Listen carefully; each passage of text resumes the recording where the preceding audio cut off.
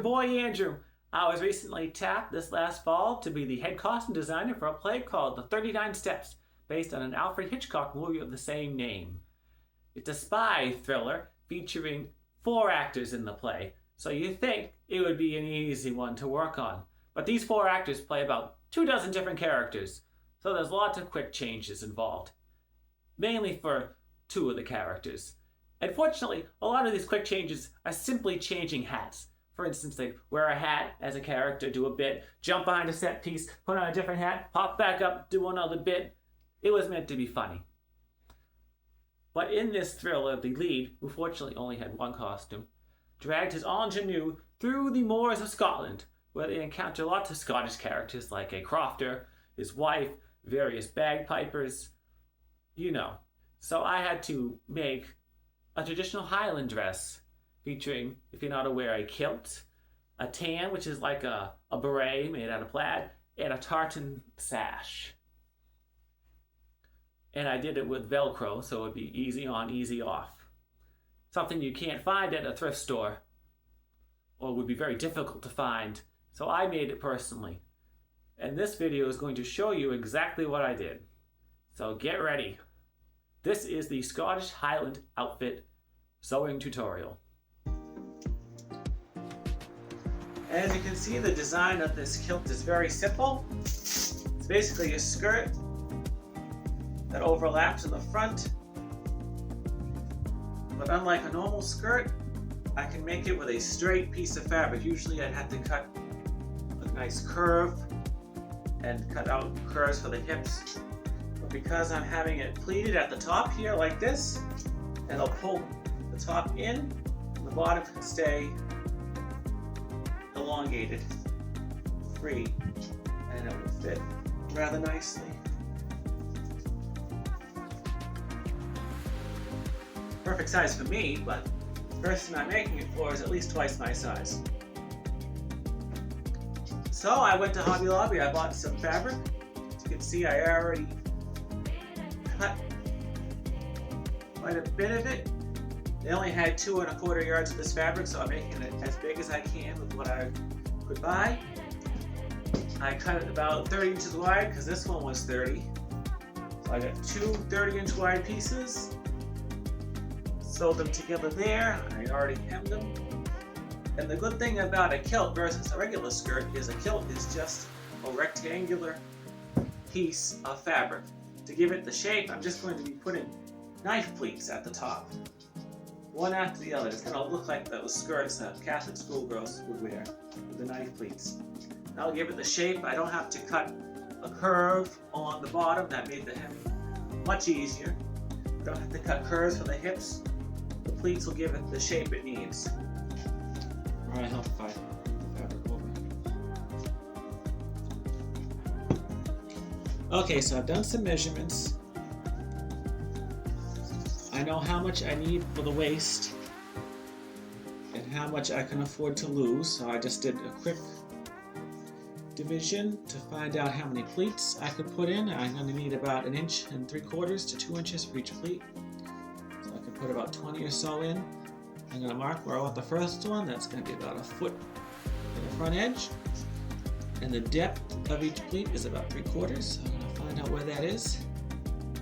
I'm going to grab it right there at the 3/4 mark, and I'm going to fold all the way to where my pin is. Simply take the pin out, place it right back in. Double check my measurement. About 3/4. Make it about, 2 inches long. Make sure the depth is still correct.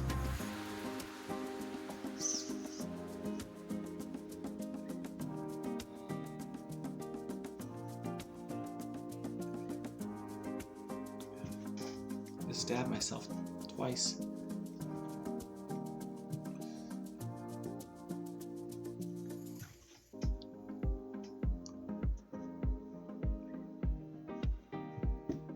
Just going to keep going on like that. I'm going to mark where the next one's going to be.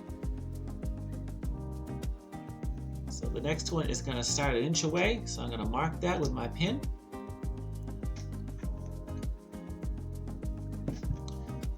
And then I'm going to mark the 3/4 because that's how deep I want it to be. Grab it at the 3/4 mark and fold under all the way to where the pin will be. And of course, if that's straight, take the pin out and put it right back in. That'll hold it there. And the length is going to be 5 inches, so I'm going to keep that same fold.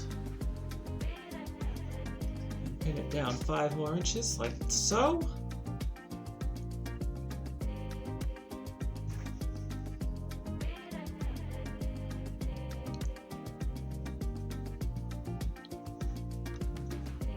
I'm going to keep going like that until I've gotten all my pleats. In fact, I can probably mark a few all at once. So again, this next one starts 1 inch away, so I mark it 1 inch. The lines on the plaid also help me. I can do it by eye most of the time. So halfway through there, fold all the way under. Put the pin out right back in. Again, the lines are helping me. I can line it all up. Make sure the next one, straight down 5 inches, keeping my depth the same.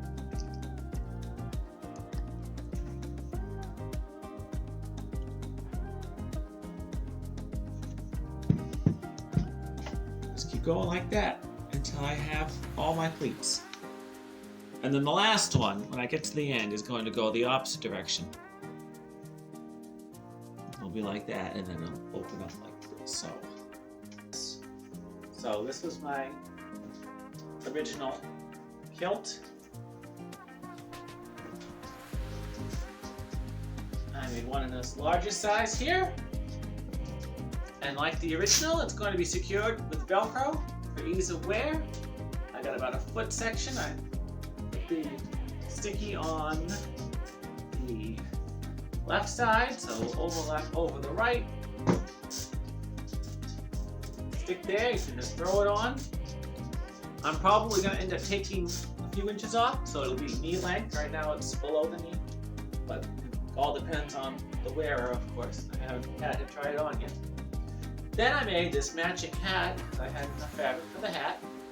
I think I'm going to get like a pom-pom for the top. But I lined it, not necessary, but I did. So it has a matching hat. Ordinarily, it has a matching piece of fabric that just drapes over the shoulder. I read though that just a complementary piece like this, I think the green will go nice. There is some green in this plaid. You just throw this over the shoulder, actually the other shoulder.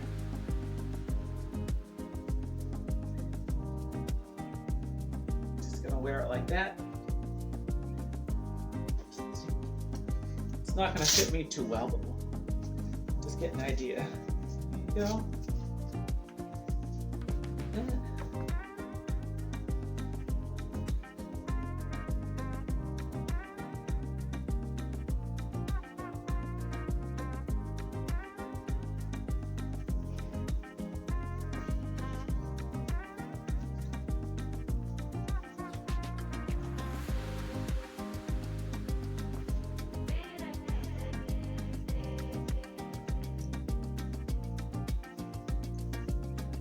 The Highland dress for the Scottish crofter character.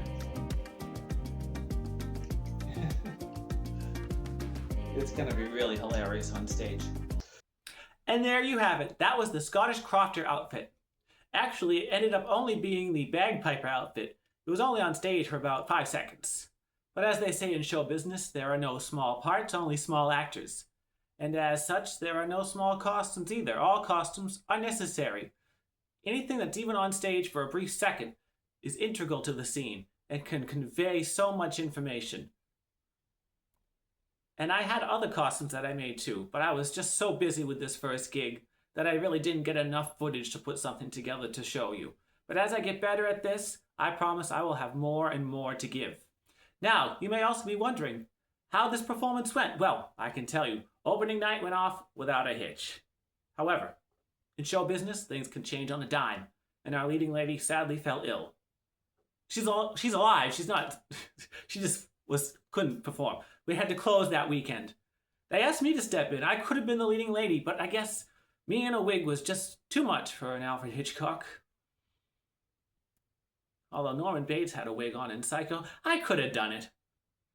But anyway, in this business, you have to love what you do because these things can happen, and they do happen quite a lot. But there's always another show, and for me, the next one will be My Fair Lady. I've been asked to design hats for sure, costumes, whole cloth maybe. I may even make a costume from the film starring Audrey Hepburn if they let me. But if you're ready, let's dive right in. And I can't wait to show you what I come up with. Thank you for watching my video.